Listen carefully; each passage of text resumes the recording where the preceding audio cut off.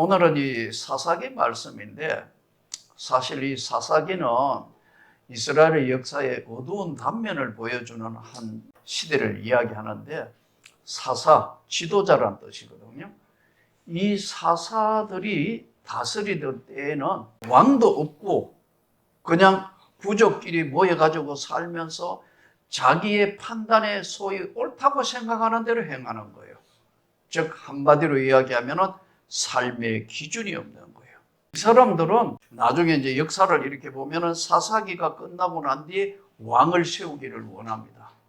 그런데 이스라엘 나라의 왕은 하나님이에요. 왕을 세울 필요가 없는데 이방 제도의 왕이 있으니까 참 안정되고 좋겠다 해서 사울 왕이 세워지고 사울 왕이 하나님 앞에 마음이 떠났으니까 하나님께서 사울을 버리고 다윗을 선택해서 이스라엘 왕으로 세우잖아요.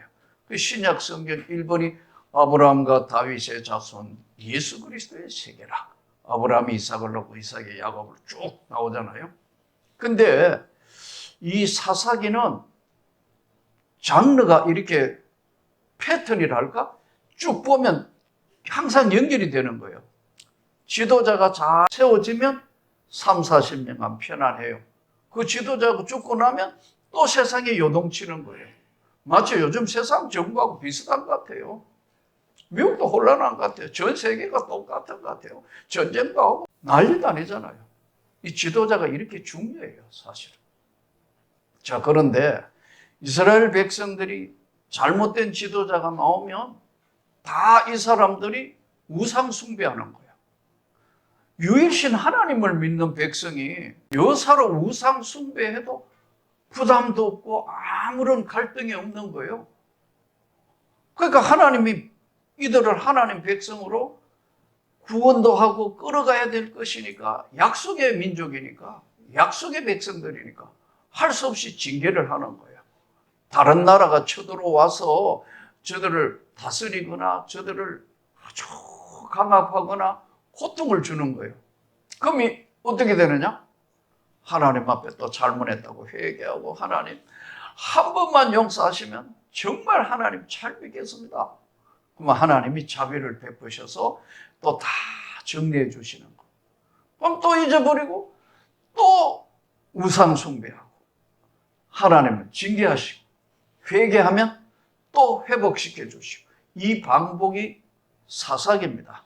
근데 사실은 이 사사기를 정확하게 이해하기 위해서는 여호수아 사사기거든요.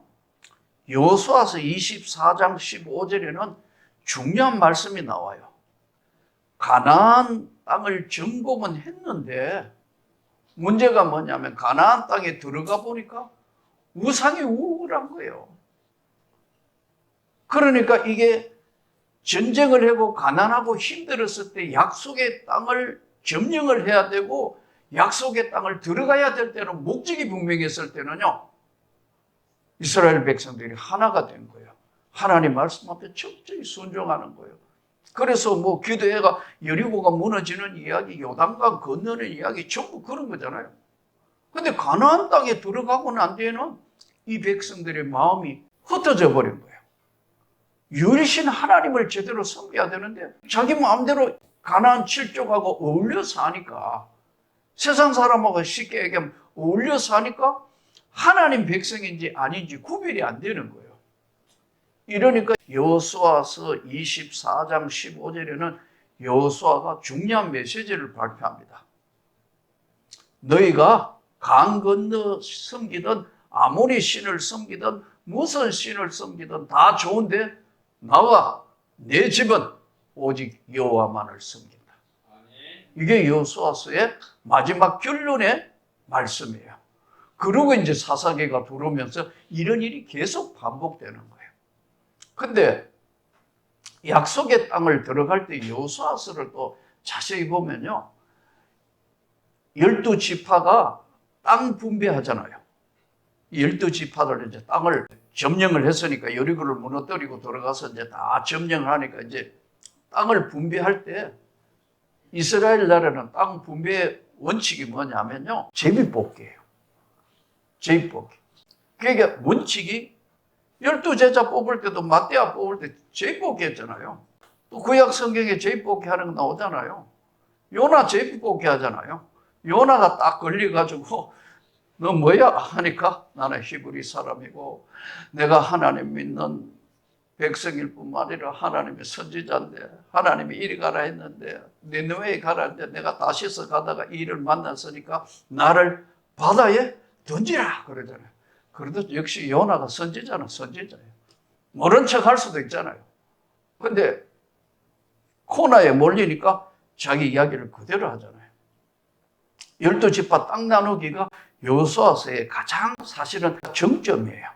땅을 나누는 거거든요. 그럼 12지파 땅 나눌 때 여러분 솔직히 땅 나누면 좋은 땅 할래요? 나쁜 땅 할래면 어떻게 했어요?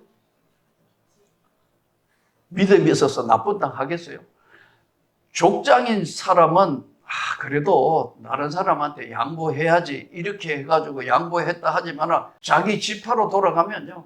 너가 뭔데 말이야. 네 마음대로 좋은 땅 나눠놓고 제비 뽑기 해가 몸 뽑은 것은 뭐 어쩔 수 없잖아요. 제비 뽑기니까. 근데 희생할 사람이 없잖아요. 아무도 없는데 나서는 사람 누구죠? 여호수아서에 갈렙이 나서잖아요. 갈렙이 제일 나쁜 땅 헤브론을 요구한단 말이에요. 우리 잘 알잖아요. 이 산지를 내게 주소서. 개발 안 된 데거든요. 다 이미 농토 있고 뭐 초지가 잘 돼 있고 이런 데를 원하기 때문에 제비뽑기 하는 거 아니에요? 제비뽑기 자체가 뭐예요? 서로 안 할라 하니까 하고 공평하기 위해서 하는데 제일 희생하는 거 하겠다는데요. 이건요. 믿음과 은혜 없이는 불가능해요. 그런데 갈렙이 그러잖아요. 여호수아에게. 지도자 모세가 있을 때 우리가 그때 약속하지 않았느냐. 지금이 나이가 85세인데도 출입의 능히 감당할 수 있으니까 내가 앞장서겠다. 그래 말하지 않아도 예를 들어 갈렙이 와서 당신하고 나오고만 정말 이 정복하는 마지막에 살아남았잖아요. 그러니까 우리 지파에게 제일 좋은 땅 주시오 해도 여호수아가 줄 수밖에 없잖아요. 안 그런가요? 능히 주장할 수 있는데도 가장 희생적인 걸 요구하는 갈렙을 통해서 하나님이 역사를 하시는 거예요. 오늘날 우리가 이 믿음이라는 걸 뭔가 하면 다 이래 보면 많은 생각을 하게 해요. 오늘 본문에 있는 이 사사기 내용은 너무나 잘 아는 기드온과 미디안에 이제 전쟁이 벌어졌는데 하도 우상 숭배하니까 하나님이 미디안을 통하여 이스라엘 민족이 무지무지 고통을 받는 거예요. 양들이 털 깎을 때 되고 양이 커지면 다 양들 공출해서 잡아가. 밭에 소출을 날 때쯤 되면 또 그거가 다 뺏어가. 이래저래 조공받쳐야 되고 이래저래 하니까 얼마나 고통스럽겠어요. 근데 하나님이 이제 드디어 기드온을 세워서 전쟁을 하게 되는 내용의 본문이에요. 아마 이 본문은 여러분 들으시겠죠. 뭐 교회 나오신 지 한 몇 년만 되면 아마 이 사사기 내용 이야기, 기드온 이야기를 많이 들었었을 거예요. 근데 이 핵심이 뭐냐면요. 우리가 잘 아는 대로 미디안의 군사는 13만 5천 명, 이스라엘 민족의 전쟁 나온 자들은 3만 2천 명. 저기는 훈련된 군인이고 여기는 쉽게 하면 즉시 소집한 민병대하고 같다고. 전쟁 자체가 안 되는데 그것도 하나님이 3만 2천 명이 모였는데 야 13만 5천 명 모였다? 이길 수 있을까? 네, 하나님께서 그렇게 말씀하는 거예요. 두렵고 떨리는 자는 돌아가라 하라. 돌아간 자가 성경에 보니까 2만 2천 명이 돌아갔다. 그 3만 2천 명 중에 2만 2천 명, 10,000명 남은 거 아니에요. 그럼 13.5대 1로 싸워야 되는데 또 많다고 냇가에 내려가가지고 물을 마시도록 해. 만일에 전쟁에서 사람을 뽑는다면 어떻게 돼야 돼요? 체격이 크고 싸움을 잘할 수 있는 쉽게 얘기하면 전사들을 뽑아야 되는데 데리고 다 내려와가 물 마시라 하는데 물을 핥아 먹는 300명만 따로 세우고 나머지는 다 돌아가게 하라. 그 300명으로 내가 저 미디안 모든 전사로 나온 저들을 다 정리하겠다는 거예요. 누가? 하나님이 하시겠다. 자, 이것을 통해서 이제 기도원의 300용사라는 그 우리가 성경에 기록된 이 사람들을 통하여 하나님이 역사를 하시는데, 영적 싸움은 숫자가 문제가 아닌 거예요. 진짜 영적인 세계의 싸움은 숫자가 문제가 아니에요. 이것을 우리에게 첫 번째 보여주는 것이에요. 하나님 앞에 제대로 헌신된 사람이 있으면 하나님이 기도를 들으시는 거예요. 하나님이 역사를 하신다고. 저는 그런 광경을 긴 시간 목회하며 많이 보았고, 또 하나님의 붙들려 올라오면서도 이 길을 걸어오면서 많은 생각을 했어요. 제가 신학대학원에 입학하니까 논쟁이 벌어진 거예요. 1학년 때 들어가니까 뭐냐? 소위 일반 성도 여러분들은 잘 이해가 못하는 조직신학의 성령론에 부딪혀가지고 오순절날에 성경에 나타난 이 성령의 역사는, 즉 은사나 능력은 사도시대로 종결이 됐다. 이게 신학적으로 은사중지론이라는 겁니다. 들어보셨나요? 평신도는 참 듣기 힘든 거예요. 은사가 중지됐다. 사도시대로 끝나고 난데 은사중지론이고, 한쪽에는 무슨 소리 하는 거야? 은사 계속론, 은사가 계속된다는 거예요. 여러분은 어때요? 집사 때 성령의 불을 받았어요? 어찌할 수 없어서, 선택의 여지가 없어서, 어쩔 수 없어서 안 가면 죽을 것 같아서 신학교를 간 거예요. 그래서 신학교 가니까 난 처음에는 다 나처럼 이래가 신학대학원 온 줄 알았어. 가보니까 아니에요. 아니라니까요. 이게 가만히 보면 나이도 들어갔는데 다른 거예요. 물론 그 안에는 내가 봐도 정말 좋은 자질에, 목회자 자질에 훈련된 이런 전도사도 있지만 안 그런 사람도 많더라고. 근데 제가 정말 그 소용돌이 속에서, 야, 이거 신학교 왔는데 집사 때 받은 은혜의 세계 이야기하면은 이게 이야기 자체가 안 통할 것 같은데, 야, 하나님이 그때 세계적인 조직신학전 차영배 교수가 우리 담당 조직신학 교수였는데요. 오순절의 성령의 역사는 단회적으로 성경에 일어난 그 오순절의 역사는 단회 1회에 나타난 거지만 그와 비슷한 역사는 지금도 계속된다. 단회적임이 영속적이라는 것을 세계적으로 발표를 한 거예요. 난리가 났어요. 교계가. 교단에도 시끄럽고.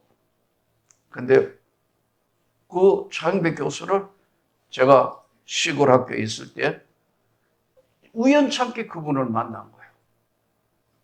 내가 신학교 올라간다니까요.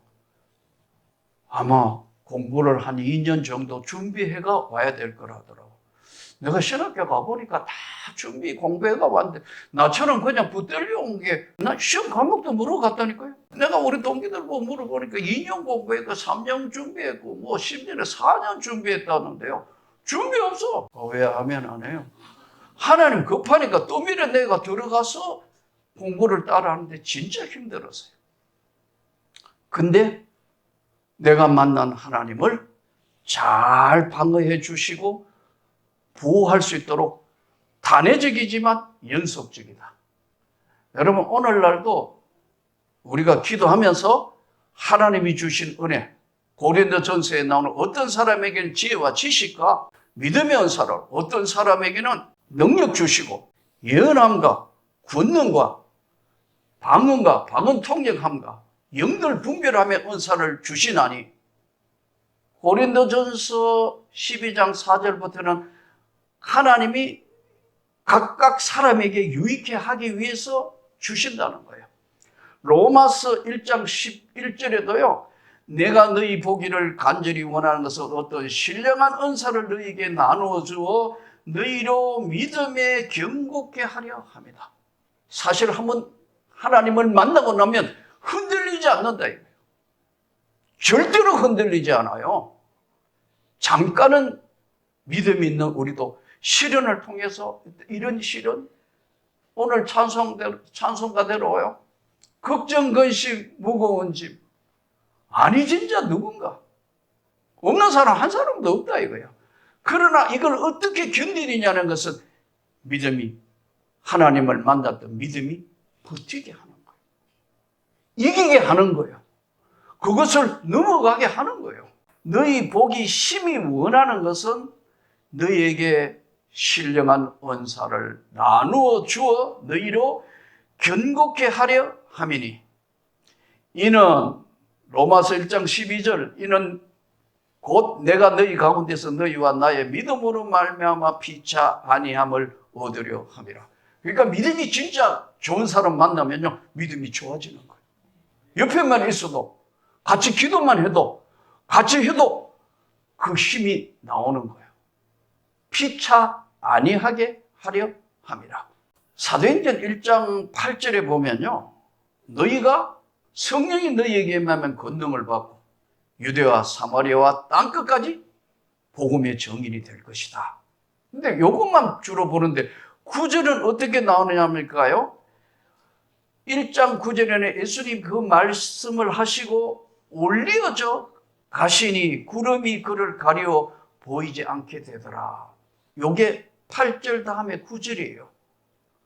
그런데 마가복음 16장 16절에는 우리 현대인들이 정말 이성과 지성만 가진 사람들이 볼 때는 고개를 갸우뚱할 성경 규절이 나와요.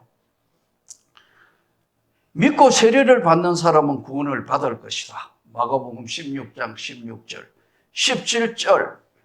믿는 자에게는 이런 표적이 나타나나니 네 이름으로 귀신을 쫓아내며 새 방언을 말하며 뱀을 집으며 무슨 독을 마실지라도 해를 받지 아니하리니 병든 사람에게 손을 얹은 적 나으리라 하시더라. 무슨 독을 마셔도 해를 받지 않는다. 청산가리 마시면 될까요? 안 될까요? 해를 안 받을까요? 농약 마시면 아무지도 안 할까요? 아니잖아요. 여기 해석을 어떻게 해야 되느냐는 거예요. 보세요. 하나님을 시험하지 않고 어떤 상황이 와서 그 상황이 됐을 때는 하나님이 개입을 하는 거죠. 하나님을 시험하는 것은 하나님이 좋아하시지 않는 거예요. 하나님은 누구에게 시험 받지도 않고 시험하시지도 않는다고 성경은 기록되어 있어요. 여기 19절에 가가 18절은 빼고 마가복음 16장 19절에 가서는요, 주 예수께서 말씀을 마친 후에 하늘로 올려지사 하나님 우편에 앉으시니라 그랬어요. 즉 말씀드리면 사도행전 1장 8절 다음에 9절에는 하늘로 올려 가시더라 했는데 마가복음 16장 17절, 18절, 19절에 하늘로 올려 가시다는 것은 이건 똑같은 귀절인데 그 앞에가 뭐냐면 권능을 주실 때 나타나는 능력이 너에게 임한다는 거예요. 여러분 이거 믿습니까? 나는 오랜 시간 동안 성경을 읽으면서 이성적이고 지성적인 예수만 믿었기 때문에요, 기도도 크게 안 했어요. 항상 속으로만 기도할 정도로 그런 나에게 강력한 세계가 찾아온 거예요. 나는 은사나 은혜를 받았다는 사람 진짜 많이 만나봤습니다. 이 세계를 걸어. 진짜 은사와 은혜를 받은 사람의 특징이 뭐냐면 겸손합니다. 무례히 행치 않습니다. 그리고 그것은 인간에게 준 것이 아니고 하나님이 그 사람을 통하여 역사하시는 거지 그에게 준 게 아닙니다. 내 이름으로 예수의 이름을 부를 때 나타나는 거지 그 사람에게 준 은사나 능력이 아니다라는데 인식을 못하는 거예요. 조심해야 될 것은 두 가지로 우리가 받았던 이 은혜의 예수의 이름의 능력은 오늘 사사기에 나온 것처럼 300명으로 13만 5천 명을 전멸시킬 수 있는 건 누가 할 수 있는 것인가? 하나님만 하시는 거예요. 사람이 하는 게 아니라고요. 여호와께서 기도원에게. 우리 인생에는 항상 위기도 오고 기회도 오는 거예요. 기회가 위기일 수 있고 위기가 기회가 되는 거예요. 편안할 때 은혜 받는 사람은 없습니다, 여러분. 절박할 때, 진짜 힘들고 어려울 때 하나님, 긍휼히 여기십시오. 은혜를 부어 주시옵소서. 역사하여 주시옵소서. 또 이 은사나 능력 받았다고요? 나는 솔직히 세상 말로 아주 쉽게 하면 뻥치는 사람 제일 싫어해요. 하나 받았는데 한 사람이 질병으로 고침받았는데 이거 한 100명 고친 것처럼 이야기. 나 그거 싫어한다. 왜냐하면 인간의 능력이 아닌 하나님이 하시는 거다. 문제는 없다는 사람은 또 더 큰 문제예요. 왜냐하면 성경에 분명히 있는 건데 그걸 없다 한다고. 중지됐다 한다고. 계속되는데 이거 뻥치가 너무 많은 것들을 이야기하니까 머리가 왔다 갔다. 그러니까 세상 사람 볼 때는 에이, 이럴 수밖에 없는 거예요. 하나님은 창조하신 분이에요. 창조하신 그분만이 고칠 수 있는 거예요. 그분이 하시는 거예요. 그분이 은혜를 베푸시고 그분이 지키시는 거예요. 우리는 그 은혜를 간절히 구하고 그 은혜를 사모하는 것밖에 없는 거예요. 오늘의 시대는 하루가 다르게 변합니다. 기술은 하루가 다르게 변하고 사회 구조도 빠르게 변합니다. 만물이 흘러가듯이 정신 안 차리면 하루가 몇 달 사이에 너무나 많은 변화가 오는 시대에 우리가 살고 있습니다. 그러나 잘 알아야 할 것은 변화는 존재의 본질이에요. 칸트가 실천 이성 비판이라는 책을 쓰면서 그걸 다시 보니까 참 새겨 들을 만한 말이 몇 가지가 있더라고요. 첫째는 우리가 인간의 삶이 뭐냐? 첫째 질문은 우리가 무엇을 알 수 있는 것인가? 성경을 통하여 우리가 예를 들면 무엇을 알 수 있을 것인가? 우리가 하루하루 삶을 살면서 무엇을 알 수 있을 것인가 하고 두 번째는 무엇을 해야 하는 것인가? 무엇을 해야 되는가? 세 번째는 우리가 무엇을 희망해야 하는가? 여러분, 이 땅의 삶은 예수 외에는 희망이 없습니다. 나라를 봐도 그렇고 무엇을 봐도 예수 외에는 희망이 없다는 거예요. 진짜 어려운 문제가 우리에게 찾아오면은 인간의 이 삶은 주님 외에는 해결할 자가 없는 거예요. 할 수 없다고 생각할 때 위기가 기회가 됩니다. 반대로 기회라고 생각했던 것이 위기가 기회로 서로 교차되는 거예요. 무엇을 내가 할 수 있는 것인가?